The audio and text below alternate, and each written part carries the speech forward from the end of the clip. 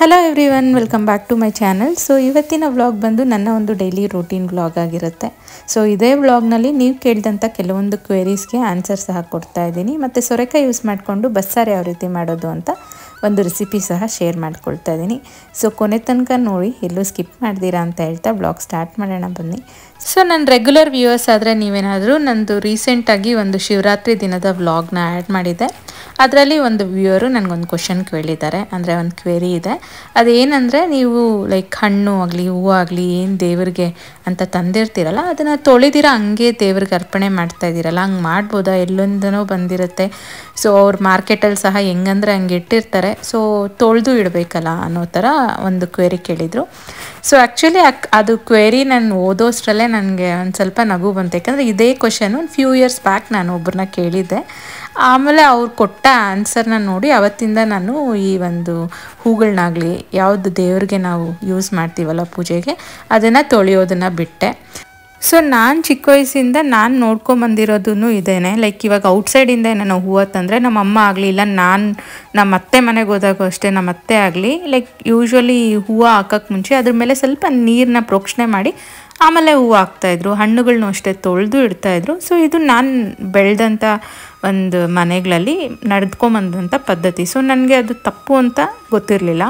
So ಒಂದಿನ ಹಿಂಗೆ ದೇವಸ್ಥಾನದಲ್ಲಿ ಲೈಕ್ ಯೂಶ್ವಲಿ ಒಂದು ಸ್ವಲ್ಪ ಬೇಗನೆ ಹೋಗಿದ್ದೆ ದೇವಸ್ಥಾನಕ್ಕೆ ಪೂಜೆಗೆ ಮುಂಚೆ. ಆವಾಗ ಸ್ವಲ್ಪ ಹೆಲ್ಪ್ ಮಾಡು ಅಂತ ನನಗೆ ಈ ಹಣ್ಣುಗಳನ್ನ ಹೂಗಳನ್ನ ಎಲ್ಲ ಒಂದು ತಟ್ಟೆ ಕೊಟ್ಟು ಅದರಲ್ಲೆಲ್ಲ ಜೋಡಿಸಿಡಿ ಅಂತ ಕೊಟ್ಟರು. ಸೊ ಅಂಥ ಟೈಮಲ್ಲಿ ನಾನು ಏನು ಹೇಳಿದೆ, ಲೈಕ್ ಯೂಶ್ವಲಿ ಹಣ್ಣೆಲ್ಲ ಡೈರೆಕ್ಟಾಗಿ ಎಲ್ಲ ಜೋಡ್ಸೋಕ್ಕಾಗಲ್ವಲ್ಲ, ಸ್ವಲ್ಪ ನೀರೆಲ್ಲಿದೆ ಹೇಳಿ ಅಂತ ಒಂದು ಅರ್ಚಕರನ್ನ ಕೇಳಿದೆ ದೇವಸ್ಥಾನದಲ್ಲಿ. ಸೊ ಅವಾಗ ಅವ್ರು ಹೇಳಿದ್ರು, ಲೈಕ್ ಏನಕ್ಕಮ್ಮ ನೀರು ಅಂತ. ಸೊ ಅವಾಗ ನಾನು ಕೇಳಿದೆ, ಈ ಥರ ದೇವ್ರಿಗೆ ಇಡೋ ಅಂಥದ್ದಲ್ವ, ತೊಳೆದು ಒರೆಸಿ ಇಡ್ತೀನಿ ಅಂತ. ಅವಾಗ ಅವರು, ಇಲ್ಲಮ್ಮ ಹಂಗೆಲ್ಲ ಒರೆಸಿ ಎಲ್ಲ ನೀರಲ್ಲಿ ಅದಕ್ಕೆ ಪ್ರೋಕ್ಷಣೆ ಮಾಡ್ತೀವಿ ನಾವೇ ದೇವರ ಪೂಜೆ ಟೈಮಲ್ಲಿ, ಬಟ್ ಇವಾಗ ನೀರನ್ನ ಮುಟ್ಟಿಸ್ಬಾರ್ದು, ಆ ಹೂವು ಆಮೇಲೆ ದೇವ್ರ ಪೂಜೆಗೆ ಅರ್ಹತೆ ಇಲ್ಲ ಅಂತ ಹೇಳಿದ್ರು. ಆವಾಗ ನಂಗೆ ಫುಲ್ ಅದು ಲೈಕ್ ಸಡನ್ನಾಗಿ ನಮಗಿಂತ ತುಂಬ ಹಿರಿಯರು ಮತ್ತು ನಮಗಿಂತ ತುಂಬ ಜ್ಞಾನ ಇರೋರು ಒಂದು ಮಾತು ಹೇಳಿದ್ರೆ ನಾವು ಅದ್ರ ಬಗ್ಗೆ ವಿರೋಧ ಮಾತಾಡೋಕ್ಕಾಗಲ್ಲ. ಮತ್ತು ಹಂಗನ್ಬಿಟ್ಟು ನಾವು ಬೆಳೆದು ಬಂದಿರೋಂಥ ವಾತಾವರಣದಲ್ಲಿ ಆ ನಮ್ಮ ಪದ್ಧತಿಗಳ ವಿರುದ್ಧವಾಗಿ ಯಾರನ್ನ ಹೇಳಿದಾಗ ಸಡನ್ನಾಗಿ ಅಕ್ಸೆಪ್ಟ್ ಮಾಡ್ಕೊಳ್ಳೋಕ್ಕೂ ಆಗಲ್ವಲ್ಲ. ಅದೇ ಸಿಚುವೇಷನಲ್ಲಿ ನಾನಿದ್ದೆ. ಬಟ್ ಹಂಗೂ ಸ್ವಲ್ಪ ಟೈಮ್ ತೊಗೊಂಡು ಅವ್ರನ್ನ ಇನ್ನೊಂದು ಕ್ವಶನ್ ಕೇಳಿದೆ, ಅಂದರೆ ಇದು ಎಲ್ಲೆಲ್ಲಿಂದನೋ ಬಂದಿರುತ್ತಲ್ವ, ಡೈರೆಕ್ಟಾಗಿ ದೇವ್ರಿಗೆ ಇಡ್ಬೋದಾ? ಹಂಗೂ ಇವಾಗ ನಾನು ಜೋಡಿಸಿಡ್ತಾ ಇದ್ದೀನಿ, ಅದೇನೇನೋ ಪಾಪ ಬಂದರೆ ನನಗೆ ಬರುತ್ತಲ್ವ, ಅದಕ್ಕೆ ಸ್ವಲ್ಪ ನಂಗೆ ಕನ್ಸರ್ನ್ ಆಗ್ತಾಯಿದೆ, ಇದು ಮಾಡ್ಬೋದಾ ಅಂತ ನಾನು ಇದೇ ಕ್ವಶನ್ನ ಅವ್ರನ್ನ ಕೇಳಿದೆ. ಆವಾಗ ಅವ್ರು ಒಂದೇ ಹೇಳಿದ್ರು, ದೇವರಿಗೆ ಮೈಲಿಗೆ ಇಂಥದ್ದೆಲ್ಲ ಏನೂ ಇರಲ್ಲಮ್ಮ, ಅದು ಮನುಷ್ಯರಿಗೆ ಮಾತ್ರ. ಸೊ ದೇವರಿಗೆ ಅದು ಅಸ್ತಿತ್ವ ಏನಿದೆಯೋ ಅದೇ ರೂಪದಲ್ಲೇ ನಾವು ಅದಕ್ಕೆ ಕೊಡಬೇಕಾಗುತ್ತೆ. ನಾವು ಅದ್ರ ಮೇಲೆ ನೀರನ್ನ ಹಾಕಿದ್ರೆ ಅದರದ್ದು ವ್ಯಾಲ್ಯೂ ಕಳ್ಕೊಳ್ಳುತ್ತೆ. ಸೊ ಆ ಹೂವು ಆ ದೇವ್ರ ಪೂಜೆಗೆ ಸಲ್ಲಲ್ಲ ಅಂದರು. ಆವಾಗ ನಾನು ಸಡನ್ನಾಗಿ ಲೈಕ್ ಯೂಶ್ವಲಿ ಗೂಗಲ್ನ ಸರ್ಚ್ ಮಾಡ್ತಿರಲ್ವ, ಬ್ಲೈಂಡಾಗಿ ನಂಬಲ್ವಲ್ವ ಓದ್ಕೊಂಡಿರೋರು. ಸೊ ಗೂಗಲ್ನ ಸರ್ಚ್ ಮಾಡಿದಾಗ ಅದರಲ್ಲೂ ಸೇಮ್ ಥಿಂಗ್ ಅವ್ರು ಏನು ಹೇಳಿದ್ರು ಅದನ್ನೇ ಹೇಳಿದ್ರು. ಸೊ ಆವಾಗ ನಾನು ನಂಬಬೇಕಾಯ್ತು. ಸೊ ಅದರಲ್ಲೂ ಅದೇ ಕೊಟ್ಟಿದ್ದಾರೆ. ನಾನು ಹಂಗೂ ಅದು ನಾನು ಸರ್ಚ್ ಮಾಡಿದಾಗ ಏನು ಬಂತು ಅನ್ನೋದನ್ನು ಒಂದು ಸ್ನ್ಯಾಪ್ಶಾಟ್ ಹಾಕಿರ್ತೀನಿ ಪ್ರೂಫಾಗಿ. ಸೊ ಯಾವತ್ತೂ ಹೂವು ಆಗಲಿ ಹಣ್ಣಾಗಲಿ ಅದು ಒಂದು ವೇಳೆ ತುಂಬಾ ಗಲೀಜು ಅನ್ನಿಸ್ದಾಗ ಹಣ್ಣು ಅಷ್ಟೇ ಅದನ್ನು ನೀಟಾಗಿ ಒಂದು ಕ್ಲಾತಲ್ಲಿ ಒರೆಸಿ ಇಡಬೇಕು, ಬಟ್ ತೊಳೆಯೋಕ್ಕೆ ಹೋಗಬಾರ್ದು ಅನ್ನೋದು ಒಂದು ಹಿಂದೂ ಸಂಪ್ರದಾಯದ ಪ್ರಕಾರ ಒಂದು ಕಾನ್ಸೆಪ್ಟ್ ಇದೆ ಅಂತೆ. ಬಟ್ ಅದು ನನಗೆ ಗೊತ್ತಿಲ್ದಿರ ಇಷ್ಟು ದಿನ ನಾನು ಪ್ರತಿ ಸಲನೂ ಹಣ್ಣಾಗಲಿ ಹೂವು ಆಗಲಿ ಪ್ರೋಕ್ಷಣೆ ಮಾಡೇ ಇಡ್ತಾಯಿದ್ದೆ. ಬಟ್ ಒಂದು ವಿಷಯ ಮತ್ತೆ ಕೇಳಿದೆ ಅವ್ರನ್ನ, ನನಗೆ ಡೌಟ್ ಬಂದು, ಸೊ ಹೆಂಗೂ ಹೂವು ಅದು ಹೆಂಗಿದೆಯೋ ಅಸ್ತಿತ್ವದಲ್ಲಿ ಹಂಗೆ ಇಡಬೇಕಲ್ವ ದೇವ್ರಿಗೆ, ಮತ್ತೆ ಯಾಕೆ ಪ್ರೋಕ್ಷಣೆ ಅಂತ ಮಾಡ್ತೀರಾ ಮಂತ್ರಗಳ ಮುಖಾಂತರ ಅಂತ. ಸೊ ಅವಾಗ ಅವ್ರು ಏನು ಹೇಳಿದ್ರು ಅಂದರೆ, ಲೈಕ್ ಒಂದು ಬ್ಯೂಟಿಫುಲ್ ಆನ್ಸರ್ ಕೊಟ್ಟರು. ಆ್ಯಕ್ಚುಲಿ ಅದು ನಿಮ್ಮೆಲ್ಲರ ಜೊತೆ ಶೇರ್ ಮಾಡ್ಕೊಳ್ಳೇಬೇಕು ಅಂತ ನಾನು ಮಾಡ್ಕೊಳ್ತಾ ಇದ್ದೀನಿ. ಈ ಕ್ವೆರಿ ಕೇಳಿದವ್ರಂಗೂ ತುಂಬ ಥ್ಯಾಂಕ್ಸ್, ಯಾಕಂದರೆ ನಂದು ಲೈಕ್ ಹಳೆದೆಲ್ಲ ನೆನಪು ಬಂತು. ಸೊ ಅವ್ರು ಏನು ಆನ್ಸರ್ ಕೊಟ್ರು ಅಂದರೆ, ಸೊ ಆ ಹೂವು ಆ ಹಣ್ಣು ಅದರಿಂದ ಒಬ್ರಿಗೆ ತೊಂದರೆ ಆಗಿರ್ಬೋದು, ಅದು ಆ ಪೂಜೆಗೆ ಅರ್ಹತೆ ಇಲ್ದಿರ ಇರೋ ಒಂದು ಹಣ್ಣು ಹೂವು ಆಗಿರ್ಬೋದು, ಅಂಥದ್ದೇನ ನಾನೇನಾದರೂ ಅರ್ಪಣೆ ಮಾಡ್ತಾಯಿದ್ರೆ ಕ್ಷಮಿಸು ಅನ್ನೋ ಒಂದು ಕಾನ್ಸೆಪ್ಟಿಂದ ಅದನ್ನು ನಾವು ಲೈಕ್ ಪ್ರೋಕ್ಷಣೆ ಮಾಡ್ತೀವಿ. ಅಂದರೆ ಯಾವ ರೀತಿ ಅದು ಒಂದು ಹೂವು ಆಗಲಿ ಒಂದು ಹಣ್ಣಾಗಲಿ ಒಬ್ಬರಿಗೆ ತೊಂದರೆ ಕೊಟ್ಟಿರ್ಬೋದು. ಅಂದರೆ ಒಂದು ಹೂವು ಕೀಳಬೇಕಾದ್ರೆ ಒಂದು ಮುಳ್ಳು ಚುಚ್ಕೊಂಡಿರ್ಬೋದು, ಅವಾಗ ಅವ್ರಿಗೆ ಅದರಿಂದ ನೋವಾಗಿರ್ಬೋದು. ಇಲ್ಲ ಒಂದು ಹಣ್ಣು ತರಬೇಕಾದ್ರೆ ಏನೋ ಒಂದು ಆಕ್ಸಿಡೆಂಟ್ ಆಗಿರ್ಬೋದು, ಅದು ನಮಗೆ ಗೊತ್ತಿರಲ್ಲ ಅದ್ರ ಬ್ಯಾಕ್ಗ್ರೌಂಡು. ಸೊ ಅಂಥ ಹಣ್ಣು ಅವ್ರ ಹೂವು ಇನ್ನೊಬ್ರಿಗೆ ತೊಂದರೆ ಕೊಟ್ಟಿರೋ ಅಂಥ ಒಂದು ವಸ್ತುನ ನಾವೇನ ಅರ್ಪಣೆ ಮಾಡ್ತಾಯಿದ್ರೆ ನಮಗೆ ಗೊತ್ತಿಲ್ದಿರ ದಯವಿಟ್ಟು ಕ್ಷಮಿಸಿ ಅಂತ ಅದು ಮಂತ್ರ ಇರೋದಂತೆ. ಸೊ ನನಗಂತೂ ಸಖತ್ ಖುಷಿ ಆಯ್ತು ಅದನ್ನು ಕೇಳಿದ್ಮೇಲೆ. ಸೊ ಯಾರೋ ಮುಟ್ಟಿನೋ ಇಲ್ಲ ಎಲ್ಲೋ ಇಟ್ಟಿದ್ದಾರೆ ಅಂತನೋ ಮೈಲಿಗೆ ಆಗಲ್ಲ. ಸೊ ಆ ಒಂದು ವ್ಯಕ್ತಿಗೆ ಆ ಒಂದು ವಸ್ತುವಿಂದ ತೊಂದರೆ ಆದರೆ ಅದು ಮೈಲಿಗೆ ಅಂತ ಹೇಳಿದ್ರು. ಸೊ ನೋಡಿದ್ರಲ್ಲ ಈ ಒಂದು ಕಾನ್ಸೆಪ್ಟ್ ಎಷ್ಟು ಬ್ಯೂಟಿಫುಲ್ ಕಾನ್ಸೆಪ್ಟ್ ಅಂತ. ಇವಾಗ ಒಂದು ರೆಸಿಪಿ ನೋಡ್ಕೊಳ್ಳೋಣ ಬನ್ನಿ. ಬಸ್ಸಾರಿಗೆ ನಾನು ಈರುಳ್ಳಿ ಮತ್ತು ಬೆಳ್ಳುಳ್ಳಿ 1 ಗಡ್ಡೆ, ಜೀರಿಗೆ, ಮೆಣಸು, ಟೊಮೆಟೊ, ಕೊತ್ತಂಬರಿ ಸೊಪ್ಪು ಮತ್ತು ಒಂದು 1/4 ಚಿಪ್ಪಾಗೋಷ್ಟು ತೆಂಗಿನಕಾಯಿ ಇಷ್ಟು ತಗೊಂಡಿದ್ದೀನಿ. ಸೊ ಇವಾಗ ಒಂದು ಬಾಣಲೆಗೆ ಎಣ್ಣೆ ಹಾಕ್ಕೊಂಡು ಎಲ್ಲ ಹುರ್ಕೊಳ್ತೀನಿ ಆ್ಯಕ್ಚುಲಿ ನಾನು. ಸೊ ಇದು ಹುರ್ಕೊಳ್ದಿರ ಡೈರೆಕ್ಟಾಗಿ ರುಬ್ಬು ಮಾಡ್ಬೋದು, ಬಟ್ ನಾವು ಎಣ್ಣೆಯಲ್ಲಿ ಹುರ್ಕೊಂಡು ಆ ಮಸಾಲೆ ಪ್ರಿಪೇರ್ ಮಾಡಿದ್ರೆ ಬಸ್ಸಾರು ಟೇಸ್ಟ್ ಅಂತೂ ತುಂಬಾ ಚೆನ್ನಾಗಿರುತ್ತೆ. ಸೊ ಮತ್ತೆ ಇನ್ನೊಂದು ಕ್ವೇರಿ ಕೇಳಿದ್ರಲ್ಲ, ಆ ರಂಗೋಲಿ ಪೇಸ್ಟ್ ಮಾಡಿದ್ನಲ್ವ, ಆ ರಂಗೋಲಿ ಪುಡಿ ಹೆಸರೇನು ಅಂತ. ಸೊ ಅದೇ ವ್ಯೂವರು ನನಗೆ ಆನ್ಸರ್ ಕೊಟ್ಟಿದ್ರು ಅದೇ ಕಮೆಂಟಲ್ಲಿ. ಅದ್ರ ಹೆಸರು ಶುದ್ಧೆ ಮಣ್ಣು ಅಂತೆ. ಸೀರಿಯಸ್ಲಿ ನನಗೆ ಗೊತ್ತಿರಲಿಲ್ಲ ಅದ್ರ ಹೆಸರು. ನಾನು ಯೂಶ್ವಲಿ ಹೋಗಿ ಹಳೆ ಕಾಲದ ರಂಗೋಲಿ ಪುಡಿ ಕೊಡಿ, ನೀರಲ್ಲಿ ಮಿಕ್ಸ್ ಮಾಡಿ ಹಾಕ್ಕೊಳ್ಳೋದು ಅಂದರೆ ಅವ್ರು ಕೊಡ್ತಾಯಿದ್ರು. ನಾನು ಯಾವತ್ತೂ ಹೆಸರಿಟ್ಟು ಕೇಳಿರಲಿಲ್ಲ. ಸೊ ಇವತ್ತು ಅವರಿಂದ ನನಗೆ ಈ ಹೆಸರು ತಿಳ್ಕೊಂಡಂಗಾಯಿತು. So thank you so much ಅಂತ ಹೇಳ್ತಾ ಇವಾಗ ರೆಸಿಪಿನ ಕಂಟಿನ್ಯೂ ಮಾಡೋಣ. ಸೊ ತೆಂಗಿನಕಾಯಿ ಒಂದು ಬಿಟ್ಟು ಬೇರೆ ಎಲ್ಲನೂ ನಾನು ಲೈಕ್ ಎಣ್ಣೆಯಲ್ಲಿ ಬಾಡಿಸ್ಕೊಂಡೆ, ಅವಾಗೆ ತೋರಿಸಿದಂಥ ಎಲ್ಲ ವಸ್ತುಗಳನ್ನ. ಸೊ ಅದೆಲ್ಲ ಬಾಡಿಸ್ಕೊಂಡು ಇವಾಗ ಅದನ್ನು ಲೈಕ್ ಮಿಕ್ಸಿಯಲ್ಲಿ ಒಂಥರ ನುಣ್ಣಗೆ ರುಬ್ಕೋಬೇಕು. ಸೊ ನೆಕ್ಸ್ಟು ಪಲ್ಯಕ್ಕೆ ಸಹ ನಾನು ಈರುಳ್ಳಿ ಎಲ್ಲ ಕಟ್ ಮಾಡಿ ಇಟ್ಕೊಳ್ತಾ ಇದ್ದೀನಿ ಅದು ಹುರಿಯೋ ಟೈಮಲ್ಲಿ. ಸೊ ಇವಾಗ ತೆಂಗಿನಕಾಯಿ ಹಾಕ್ಕೊಳ್ತಾ ಇದ್ದೀನಿ. ನೆಕ್ಸ್ಟು 2 ಟೇಬಲ್ ಸ್ಪೂನ್ ಆಗೋಷ್ಟು ಸಾಂಬಾರು ಪುಡಿ ಯೂಸ್ ಮಾಡ್ತಾಯಿದ್ದೀನಿ ಇಲ್ಲಿ. ಸೊ ನೀವು ಧನಿಯಾ ಪುಡಿ, ಖಾರದ ಪುಡಿ ಸಹ ಯೂಸ್ ಮಾಡ್ಕೋಬೋದು. ಸೊ ನೆಕ್ಸ್ಟು ಆ ಹುರ್ಕೊಂಡಿರೋವಂಥ ಮಸಾಲ ಒಂದು ನಿಂಬೆಹಣ್ಣು ಗಾತ್ರದ ಹುಣಸೆಹಣ್ಣು ಹಾಕಿ ನೀಟಾಗಿ ರುಬ್ಕೊಂಡ್ರೆ ಮಸಾಲೆ ರೆಡಿ ಆಗುತ್ತೆ. ಸೊ ಇವಾಗ ಯಾವುದು ಪಾತ್ರೆಯಲ್ಲಿ ನಾವೆಲ್ಲ ಬೇಯಿಸ್ಕೊಂಡಿರ್ತೀವಲ್ವ ತರಕಾರಿಗಳನ್ನ, ನಾನಿಲ್ಲಿ ಸೋರೆಕಾಯಿ ಯೂಸ್ ಮಾಡಿಕೊಂಡು ಬಸ್ಸಾರು ಮಾಡ್ತಾಯಿದ್ದೀನಿ. ಸೊ ಅದೇ ಪಾತ್ರೆಗೆ ಇವಾಗ ಎಣ್ಣೆ ಹಾಕ್ಕೊಂಡು ಈ ಮಸಾಲೆನ ನೀಟಾಗಿ ಎಣ್ಣೆಯಲ್ಲೇ ಬಾಡಿಸ್ಕೋಬೇಕು. ಮತ್ತು ಈ ಬಸ್ದಿರ್ತೀವಲ್ವ ನೀರು, ಲೈಕ್ ತರಕಾರಿ ಎಲ್ಲ ಬೆಂದಿರೋ ಅಂಥದ್ದು, ಆ ನೀರನ್ನೇ ಯೂಸ್ ಮಾಡ್ಕೋಬೇಕು. ಬೇಕಾದರೆ ಇನ್ನು ಸ್ವಲ್ಪ ಎಕ್ಸ್ಟ್ರಾ ವಾಟರ್ನ ಆ್ಯಡ್ ಮಾಡ್ಕೋಬೋದು. ಸೊ ಇವಾಗ ಅದು ಬೆಂದಿರೋ ಅಂಥ ತರಕಾರಿಗಳಿಗೆ ಇವಾಗ ಒಗ್ಗರಣೆ ಹಾಕ್ಕೊಳ್ತಾ ಇದ್ದೀನಿ. ಸೊ ಕಡಲೆಬೇಳೆ, ಉದ್ದಿನಬೇಳೆ, ಒಂಚೂರು ಕರಿಬೇವು, ಒಣಮೆಣಸಿನ್ಕಾಯಿ ಮತ್ತು ಬೆಳ್ಳುಳ್ಳಿ, ಸೊ ಇಷ್ಟು ಹಾಕ್ಕೊಂಡು ನೀಟಾಗಿ ಬಾಡಿಸ್ಕೊಂಡು ಬೆಂದಿರೋ ಅಂಥ ತೊಗರಿಬೇಳೆ ಮತ್ತು ಲೈಕ್ ಸೋರೆಕಾಯಿ ಏನು ಬೇಯಿಸ್ಕೊಂಡಿರ್ತೀವಲ್ಲ ಅದನ್ನು ಹಾಕ್ಕೊಂಡ್ರೆ ರುಚಿಯಾಗಿರುವ ಬಸ್ಸಾರು ಮತ್ತು ಸೋರೆಕಾಯಿ ಪಲ್ಯ ರೆಡಿ ಆಗುತ್ತೆ. ಅದಕ್ಕೆ ಸ್ವಲ್ಪ ಅನ್ನ ಮಾಡ್ಕೊಂಡಿದ್ದೆ ಇವತ್ತು ಲಂಚ್ಗೆ. ಸೊ ನೆಕ್ಸ್ಟು ಮಧ್ಯಾಹ್ನದ ಮೇಲೆ ಲೈಕ್ ಒಂದು ಸ್ವಲ್ಪ ಶಾಪಿಂಗೆಲ್ಲ ಹೋಗಿ ಬಂದ್ವಿ. ಮಗಳ ಬರ್ಡೇ ನೆಕ್ಸ್ಟ್ ವೀಕ್ ಇರೋದ್ರಿಂದ ಸ್ವಲ್ಪ ಅವಳಿಗೆ ಏನೇನು ಬೇಕೋ ಎಲ್ಲ ಕೊಡಿಸ್ಕೊಂಬಂದೆ. ಸೊ ಇವತ್ತು ಸ್ಯಾಟರ್ಡೇ ಇದ್ರೂ ನನಗೆ ಸ್ವಲ್ಪ ಆಫೀಸ್ ಕೆಲಸ ಎಲ್ಲ ಇದೆ. ಸೊ ಲೈಕ್ ಬೇಗ ಮುಗಿಸ್ಕೊಂಡು ಸಂಜೆ ಮೇಲೆ ಹೋದ್ವಿ. ಬಟ್ ಟೈಮ್ ಇರಲಿಲ್ಲ ವಿಡಿಯೋ ಎಲ್ಲ ಶಾಪಿಂಗ್ದೆಲ್ಲ ಹಾಕ್ಕೊಳ್ಳೋಕ್ಕೆ. ಅದಕ್ಕೆ ನಿಮಗೆ ಡೈರೆಕ್ಟಾಗಿ ಏನೇನು ತಂದ್ವಿ ಅಂತ ತೋರಿಸ್ತಾ ಇದ್ದೀನಿ. ಸೊ ನಮ್ಮನೇಲಿ ಮಗಳ ಬರ್ಡೇ ಆದರೆ ಮಗನಿಗೆ ಸಹ ನಾನು ಬಟ್ಟೆ ತೊಗೊಳ್ಳೇಬೇಕು. ಯಾಕಂದರೆ ಅವ್ನು ಚಿಕ್ಕವನಲ್ವ, ಅವ್ನು ಇನ್ನೂ ಅರ್ಥ ಮಾಡ್ಕೊಳ್ಳಲ್ಲ. ಅಕ್ಕಗೆ ಮಾತ್ರ ಕೊಡಿಸ್ತಾ ಇದ್ದೀರಾ ಅಂತ ಹಠ ಮಾಡ್ತಾನೆ. ಸೊ ನನ್ನ ಮಗಳ ಬರ್ಡೇಗೆ ಯೂಶ್ವಲಿ ನನ್ನ ಮಗನಿಗೆ ಸಹ ಹೊಸ ಬಟ್ಟೆ ತಂದೆ ತರ್ತೀವಿ. ಸೊ ಅವಳು ಒಂದು ಲಿಸ್ಟೇ ಮಾಡ್ಕೊಂಡಿದ್ಲು ಏನೇನು ಬೇಕು ಅಂತ, ಅದನ್ನೆಲ್ಲನೂ ತರಿಸ್ಕೊಂಡಿದ್ದಾಳೆ. ಸೊ ಫೈನಲಿ ಅವಳಿಗೆ ಏನೇನು ಇಷ್ಟನೋ ಎಲ್ಲನೂ ಸಿಕ್ಕಿದೆ. ಸೊ ಏನೇನು ತಂದಿದ್ದಾರೆ ಮತ್ತು ಅದರದ್ದು ಕ್ವಾಲಿಟಿ ಯಾವ ರೀತಿ ಇದೆ ಅಂತ ಪ್ರತಿಯೊಂದು ಮಕ್ಕಳೇ ಇವತ್ತು ನಿಮ್ಮೆಲ್ಲರ ಜೊತೆನೂ ಶೇರ್ ಮಾಡ್ಕೊಳ್ತಾರೆ. ಸೊ ನಿಮಗೆಲ್ಲ ಇದೊಂದು ಇಷ್ಟ ಆಗುತ್ತೆ ಅಂತ ಭಾವಿಸ್ತಾ ಇದ್ದೀನಿ. ಸೊ ನೋಡೋಣ ಬನ್ನಿ.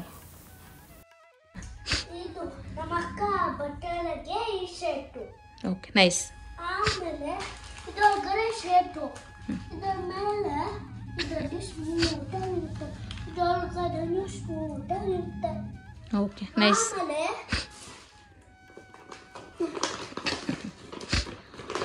ಪ್ಯಾಂಟ್ ಇರುತ್ತಲ್ಲ, ಇದೊಳಗಡೆನೂ ಸ್ಮೂತಾಗಿ ಇರುತ್ತೆ. ಓಕೆ, ಒಳಗಡೆ ಸ್ಮೂತಾಗಿ ಇರುತ್ತೆ. ಓಕೆ, ಸ್ಮೂತಾಗಿರುತ್ತೆ. Okay, nice. ಆಮೇಲೆ bye bye, tata, see you. So ನೋಡಿದ್ರಲ್ಲ, ನನ್ನ ಮಗ ಎಲ್ಲ ಎಕ್ಸ್ಪ್ಲೇನ್ ಮಾಡಿದ್ದಾಯಿತು ಯಾವ ರೀತಿ ಇದೆ ಕ್ವಾಲಿಟಿ ಮತ್ತು ಏನು ತೊಗೊಂಡಿದ್ದಾನೆ ಅವ್ರ ಅಕ್ಕ ಬರ್ಡೇಗೆ ಅಂತ. ಇವಾಗ ನನ್ನ ಮಗಳು ಸಹ ಏನೇನು ತಗೊಂಡಿದ್ದಾಳೆ ಅಂತ ಅವಳೇ ಎಕ್ಸ್ಪ್ಲೇನ್ ಮಾಡ್ತಾಳೆ ವಿತ್ ಕ್ವಾಲಿಟಿ. ನನಗೆ ಕಮೆಂಟ್ಸಲ್ಲಿ ತಿಳಿಸಿ ಯಾವ ರೀತಿ ಮಾಡಿದ್ಲು ಅಂತ. ನಾನು ಅನ್ಕೊಂತೀನಿ ನೀವೆಲ್ಲ ವಿಶ್ ಮಾಡ್ತೀರಾ ಅಂತ. ಈ ಡ್ರೆಸ್ಸು ನನಗೆ ತುಂಬ ಇಷ್ಟ ಆಯಿತು. ನಮ್ಮಮ್ಮ ಹೇಳಿದ್ರು ತಗೊಳಕ್ಕೆ ಅಂತ. ಆಯಿತು, ಆಮೇಲೆ ನಾನು ಓಕೆ ಅಂದ್ಬಿಟ್ಟು ತಗೊಂಡೆ. ನೆಕ್ಸ್ಟು ಇದು ಒಳಗಡೆ ಇಲ್ಲಿ ನೋಡಿ ಸ್ಮೂತಾಗಿರುತ್ತೆ, ನೋಡಿ ಸ್ಮೂತಾಗಿರುತ್ತೆ. ನೆಕ್ಸ್ಟ್ ಬಂದು ಇಲ್ಲಿ ನೋಡಿ, ಇದು ಬುಷಸ್ ಥರ ಇರುತ್ತೆ. ನೆಕ್ಸ್ಟು ಕ್ಲಿಪ್ ವೈಟ್ದೇ ಎಲ್ಲ ತಗೊಂಡಿದ್ದೀನಿ. ನನಗೆ ಅಂದರೆ ವೈಟು, ಪಿಂಕು, ಬ್ಲೂ ಇಷ್ಟ, ಅದಕ್ಕೆ ನನಗೆ ಅದು ತಗೊಂಡಿದ್ದೀನಿ. ನೆಕ್ಸ್ಟು ಪಿಂಕ್ ಕಲರ್ ನನ್ನ ಫೇವ್ರೇಟ್, ಮತ್ತು ಬ್ಲೂನು ಅಷ್ಟೇ ಎಲ್ಲ ನನ್ನ ಫೇವ್ರೇಟೇ ತಗೊಂಡಿದ್ದೀನಿ. ನೋಡಿ, ಇದು ಒಂಥರ ಶೈನಿಂಗ್ ಥರ ಇದೆ. ನೆಕ್ಸ್ಟು ಬಂದು ರಬ್ಬರ್ ಬ್ಯಾಂಡ್ಸ್ ಕೈಗೆ ಹಾಕ್ಕೊಬೋದು, ಇಲ್ಲಾಂದರೆ ತಲೆಗೆ ಹಾಕ್ಕೊಬೋದು, ನಿಮ್ಮ ಇಷ್ಟ. ನೀವು ಯಾವುದಾದ್ರೂ ಹಾಕ್ಕೊಬೋದು. ನೆಕ್ಸ್ಟ್ ಆಮೇಲೆ ಮತ್ತು ಈ ಕಲರು ಅಷ್ಟೇ ಬ್ಲ್ಯಾಕು ಮತ್ತು ಬ್ಲೂ ತಗೊಂಡಿದ್ದಾರೆ ನನ್ನ ಮ್ಯಾಚಿಂಗು. ನೆಕ್ಸ್ಟು ಬಂದು ಸ್ಟಿಕ್ಕರ್ಸ್, ಇದು ಥರ ಸ್ಟಿಕ್ಕರ್ ರೌಂಡ್ ಶೇಪು ಡಾಟ್ಸ್ ಥರ ಇರುತ್ತೆ ನೋಡಿ. ನೆಕ್ಸ್ಟು ಬಂದು ರ್ಯಾಬಿಟ್ ಥರ ಇದೆ ನೋಡಿ, ರ್ಯಾಬಿಟ್ ಥರ ಇದೆ, ತೆಗೆದು ತೋರಿಸು ನೋಡಿ. ರ್ಯಾಬಿಟ್ಟು ಈ ಕಡೆ ಆ ಕಡೆ ರ್ಯಾಬಿಟ್ ಥರ ಇದೆ, ಇದು ನನ್ನ ಫೇವ್ರೇಟ್ ಡಿಸೈನ್. ನೆಕ್ಸ್ಟ್ ಬಂದು ಡಾಟ್ಸ್, ಒಂದು ಸ್ಟೋನು ಮತ್ತು ಅಲ್ಲಿ ಡಾಟ್ಸ್ ಸಿಕ್ಕಿದ್ದಾರೆ ಚಿಕ್ಕ ಚಿಕ್ಕದಾಗಿ, ನಿಮ್ಗೆ ಕಾಣಿಸ್ಬೋದು. ನೆಕ್ಸ್ಟ್ ಬಂದು ಸ್ಟೋನ್ಸ್ದು ಸ್ಟಿಕ್ಕರ್. ನೆಕ್ಸ್ಟ್ ಬಂದು ಸ್ಟೋನ್ ಸ್ಟಿಕ್ಕರ್, ಇದು ನಾವು ಎಲ್ಲನ ಫಂಕ್ಷನ್ಗೆ ಹೋಗುವಾಗ ಇಲ್ಲಾಂದರೆ ಬರ್ತಡೇಗೆ ಇಟ್ಕೋಬೋದು. ನೆಕ್ಸ್ಟ್ ಬಂದು ಇದು ಕಲರ್, ನಾನು ಇದಕ್ಕೂ ಇಟ್ಕೊಂಡಿದ್ದೀನಿ ನೋಡಿ, ಮತ್ತು ನಾನು ಇಲ್ಲಿ ಇಟ್ಕೊಂಡಿದ್ದೀನಿ ಯೆಲ್ಲೋ ಕಲರ್. ನೆಕ್ಸ್ಟು ಬಂದು ಶೂ, ಈ ಡಿಸೈನು ನನಗೆ ಇಷ್ಟ ಆಯಿತು. ವೈಟ್ ಕಲರ್ ನನ್ನ ಫೇವ್ರೇಟು, ಮತ್ತು ಒಳಗಡೆ ಮೆಟೀರಿಯಲ್ ನೋಡಿದ್ರೂ ಸಾಫ್ಟಾಗಿದೆ, ಮತ್ತು ಇಲ್ಲೆಲ್ಲ ಕ್ಲೀನಾಗೇ ಇದೆ. ನೆಕ್ಸ್ಟ್ ಸೊ ಅವರ ಆಸೆಯಂತೆ ಇವತ್ತು ಅವ್ರು ತೊಗೊಂಬಂದಿರೋಂಥ ಪ್ರತಿಯೊಂದು ವಸ್ತುಗಳನ್ನ ಅವ್ರ ಬಾಯಲ್ಲೇ ಎಕ್ಸ್ಪ್ಲನೇಷನ್ ಕೊಡಿಸ್ದೆ. ಅಂದರೆ ಮೆಟೀರಿಯಲ್ ಆಗಲಿ ಏನಂತ ತಂದಿದ್ದಾರಾಗಲಿ ಪ್ರತಿಯೊಂದು ಅವಳೇ ಎಕ್ಸ್ಪ್ಲೇನ್ ಮಾಡಿದ್ಲು. ಸೊ ತುಂಬಾ ಅವಳು ಖುಷಿಪಟ್ಲು, ಯಾಕಂದರೆ ಈ ಒಂದು ವ್ಲಾಗಲ್ಲಿ ಅವಳದು ಲೈಕ್ ಎಕ್ಸ್ಪ್ಲನೇಷನ್ ಕೊಡೋದು ಬರುತ್ತಲ್ವ, ಅದು ನೋಡಿದ್ರೆ ತುಂಬ ಖುಷಿ ಪಡ್ತಾಳೆ. ಮತ್ತು ಅವಳು ಯಾವ ರೀತಿ ಮಾಡಿದ್ದಾಳೆ ಅಂತ ನಿಮ್ಮನ್ನು ಕಮೆಂಟ್ಸಲ್ಲಿ ತಿಳಿಸಿದ್ರೆ ಅದನ್ನು ನೋಡಿ ಇನ್ನೂ ಖುಷಿ ಪಡ್ತಾಳೆ ಅಂತ ಹೇಳ್ತಾ, ಇನ್ನೊಂದು ನಂದು ಚೈಲ್ಡ್ಹುಡ್ ಮೆಮೊರಿ, ಈ ಒಂದು ಟಾಯ್ ಟ್ರೈನ್ ಅಂತ ಬರುತ್ತಲ್ಲ ಅದು. ಸೊ ಹಿಂಗೆ ಶಾಪಿಂಗ್ ಹೋದಾಗ ಇದೊಂದು ಕಾಣಿಸ್ತು. ಸೊ ಏನಾದರೂ ಈ ಥರದ್ದು ಏನಾರ ಆಟಿಕೆಗಳು ಕಾಣಿಸಿದ್ರೆ ಅಂತೂ ತಗೊಡೋರ್ಗೂ ಬಿಡಲ್ಲ ನನ್ನ ಮಗ. ಸೊ ಫೈನಲಿ ಈ ಒಂದು ಟಾಯ್ ಟ್ರೈನ್ ತೊಗೊಂಡಿದ್ದಾನೆ. ಸೊ ನಿಮ್ಮಲ್ಲಿ ಎಷ್ಟು ಜನಕ್ಕೆ ಈ ಥರ ಚೈಲ್ಡ್ಹುಡ್ ಮೆಮೊರಿ ಇದೆ ನನಗೆ ಕಮೆಂಟ್ಸಲ್ಲಿ ತಿಳಿಸಿ. ನನಗಂತೂ ನಾವು ಚಿಕ್ಕವರಿದ್ದಾಗ ನಾನು ನನ್ನ ತಮ್ಮ ಇದೇ ಥರ ಟಾಯ್ ಟ್ರೈನ್ ಅಂದಿತ್ತು, ಅದರಲ್ಲಿ ಆಟ ಆಡ್ಕೊಳ್ತಾ ಇದ್ವಿ. ಇವಾಗ ಅದೇ ಲೆಗೆಸಿ ಕಂಟಿನ್ಯೂ ಅನ್ನೋ ಥರ ಇವಾಗ ನನ್ನ ಮಗಳು ನನ್ನ ಮಗ ಸಹ ಈ ಟಾಯ್ ಟ್ರೈನಲ್ಲಿ ಆಟ ಆಡ್ಕೊಳ್ತಾ ಇದ್ದಾರೆ. ಇನ್ನು ಅವ್ರ ಫ್ರೆಂಡ್ಸ್ನ ಕರೆಸಿ ಅವ್ರಿಗೆಲ್ಲ ತೋರಿಸೋವ್ರಿಗೂ ನೆಮ್ಮದಿ ಇರಲ್ಲ ಇವ್ರಿಗೆ ಅಂತಲೇ ಹೇಳ್ಬೋದು. ಸೊ ನೆಕ್ಸ್ಟು ಸ್ವಲ್ಪ ಸಂಗೀತ ಕ್ಲಾಸ್ದು ಎಲ್ಲ ಪ್ರಾಕ್ಟೀಸ್ ಎಲ್ಲ ಇತ್ತು ಅವಳಿಗೆ. ಸೊ ಈ ಥರ ಸಂಗೀತ ಕ್ಲಾಸಸ್ ಎಲ್ಲ ಮುಗಿಸ್ಕೊಂಡು ಬಂದಿದ್ದ ದಿನ ಅಂತೂ ಲೈಕ್ ಅದೇ ಪ್ರಾಕ್ಟೀಸ್ ಮಾಡ್ತಾ ಇರ್ತಾಳೆ. ನನ್ನ ಮಗ ಅಂತೂ ತಾಳ ಹಾಕ್ತಾ ಇರ್ತಾನೆ ಅವ್ರ ಅಕ್ಕ ಆಡೋದಕ್ಕೆಲ್ಲ.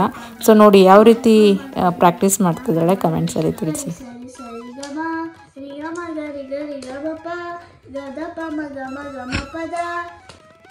ಸಮಗರಿ ಸರಿ ಗಮ ರಿ ಗಮ ಗರಿ ಗಮ ಪ ಗದ ಪ ಮ ಗಮ ಪದ ಮನಿ ದ ಪ ಮ ಪದ ಕಸಾದಿ ದ ಪದ.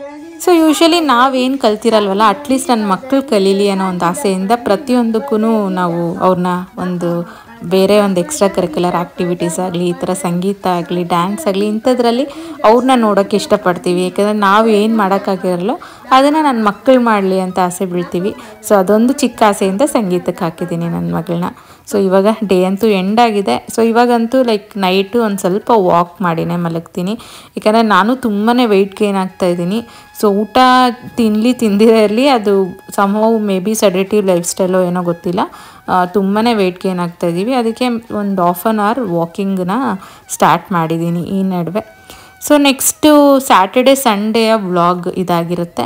ಸೊ ಇವತ್ತು ಡೇ ಅಂತೂ ಮುಗೀತು. ನೆಕ್ಸ್ಟ್ ಡೇ ಸಂಡೇ ದಿನ ಲೈಕ್ ಯೂಶ್ವಲಿ ನಮ್ಮ ಮನೇಲಿ ನಾನ್ ವೆಜ್ ಮಾಡ್ತೀವಿ. ಸೊ ಇವತ್ತು ಏನು ಮಾಡ್ಕೊಂಡಿದ್ದೆ ಅಂದರೆ ಮಟನ್ ಬಿರಿಯಾನಿ ಮತ್ತು ಮಟನ್ ಕರಿ ಮಾಡ್ಕೊಂಡಿದ್ದೆ. ಸೊ ಯೂಶ್ವಲಿ ಸಂಡೇ ಬಂದರೆ ನನ್ನ ಮಕ್ಕಳು ಅವ್ರ ಫ್ರೆಂಡ್ಸ್ನೆಲ್ಲ ಕರ್ಕೊಂಬಂದ್ಬಿಟ್ಟು ಅದು ಹಾಕ್ಕೊಡು ಇದು ಹಾಕ್ಕೊಡು ಊಟ ಹಾಕ್ಕೊಡು ಅಂತ ಕೇಳ್ತಾನೆ ಇರ್ತಾರೆ. ಬಟ್ ಒಂದು ಪ್ರಾಬ್ಲಮ್ ಏನಂದರೆ ಅವ್ಳ ಫ್ರೆಂಡ್ಸಲ್ಲೇ ಸ್ವಲ್ಪ ಜನ ವೆಜಿಟೇರಿಯನ್ಸ್ ಸಹ ಇರ್ತಾರೆ. ಅಂದರೆ ಲೈಕ್ ಓನ್ಲಿ ನಾನ್ ವೆಜಿಟೇರಿಯನ್ಸ್ ಬಂದಾಗ ಅವ್ರಿಗೂ ಬಡಿಸ್ತೀನಿ ಊಟ. ಬಟ್ ವೆಜಿಟೇರಿಯನ್ಸ್ ಜೊತೆ ಬಂದಾಗ ಒಬ್ರಿಗೆ ಬಡಿಸಿ ಒಬ್ರಿಗೆ ಬಡಿಸಿಲ್ಲ ಅಂದರೆ ಅದೊಂಥರ ಬೇಜಾರಾಗುತ್ತಲ್ಲ ಮಕ್ಕಳಿಗೆ. ಅಂಥ ಟೈಮಲ್ಲಿ ಏನಾದರೂ ಬೇರೆ ಏನಾದರೂ ಮಾಡಿ ಕೊಡ್ತೀನಿ ಅವ್ರಿಗೆ. ಸೊ ಹಂಗೆ ಇವತ್ತು ಎಲ್ಲ ಮಕ್ಕಳು ಫುಲ್ ಆಟಾಡ್ತಾಯಿದ್ರು.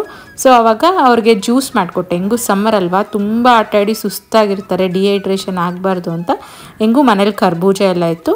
ಸೊ ಅದನ್ನೆಲ್ಲ ಯೂಸ್ ಮಾಡಿಕೊಂಡು ಇವತ್ತು ಅವ್ರಿಗೂ ಜ್ಯೂಸ್ ಮಾಡಿಕೊಟ್ಟೆ. ಅವರು ಖುಷಿಯಾಗಿ ಹೋಲ್ ಡೇ ಆಟಾಡ್ಕೊಂಡಿದ್ರು. ಸೊ ಆದಷ್ಟು ಮಕ್ಕಳನ್ನ ಈ ಥರ ಆಟಾಡೋಕ್ಕೆ ಬಿಡಿ.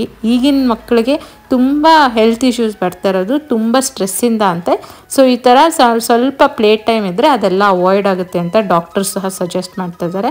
ಸೊ ನೀವೇನಾದರೂ ಈ ಥರ ಒಂದು ಗ್ರೂಪ್ ಇಲ್ಲ ಅಂದರೆ ಆದಷ್ಟು ನೀವು ಅವ್ರ ಜೊತೆ ಟೈಮ್ ಸ್ಪೆಂಡ್ ಮಾಡಿ, ಸ್ವಲ್ಪ ಅವ್ರ ಜೊತೆ ಆಟಾಡೋಕ್ಕೆ ಔಟ್ಸೈಡ್ ಪಾರ್ಕಿಗೆ ಕರ್ಕೊಂಡೋಗಿ ಅಂತ ಹೇಳ್ತಾ, ಮಕ್ಕಳಿಗೆ ಸಹ ಸ್ವಲ್ಪ ಚೈಲ್ಡ್ಹುಡ್ ಮೆಮೊರೀಸ್ ಅಂತ ಇರಬೇಕು. ನಮ್ಮ ಒಂದು ಬಾಲ್ಯ ಯಾವ ರೀತಿ ಇರುತ್ತೋ ನಮ್ಮ ಮಕ್ಕಳ ಬಾಲ್ಯಕ್ಕೆ ಸಹ ಅದೇ ಥರ ಇದ್ದರೆ ಅದು ಫ್ಯೂಚರ್ಗೆ ಅವ್ರ ಹೆಲ್ತ್ಗೆ ತುಂಬ ಒಳ್ಳೆಯದು ಅಂತ ಹೇಳೋಕ್ಕೆ ಇಷ್ಟಪಡ್ತೀನಿ. ಸೊ ನೋಡಿದ್ರಲ್ಲ ಹೇಗಿತ್ತು ನನ್ನ ಒಂದು ದಿನ ಅಂತ. ಈ ಒಂದು ವ್ಲಾಗ್ ನಿಮ್ಮೆಲ್ಲರಿಗೂ ಇಷ್ಟ ಆಗಿದೆ ಅಂತ ಭಾವಿಸ್ತಾ ಇದ್ದೀನಿ. ಕೊನೆ ತನಕ ನೋಡ್ತಿರೋ ನಿಮ್ಮೆಲ್ಲರಿಗೂ ಥ್ಯಾಂಕ್ಸ್ ಹೇಳ್ತಾ ಈ ಒಂದು ವ್ಲಾಗ್ನ ನಾನು ಇಲ್ಲಿಗೆ ಮುಗ್ಸೋಕ್ಕೆ ಇಷ್ಟಪಡ್ತಾ ಇದ್ದೀನಿ. ಮತ್ತೆ ಸಿಗೋಣ.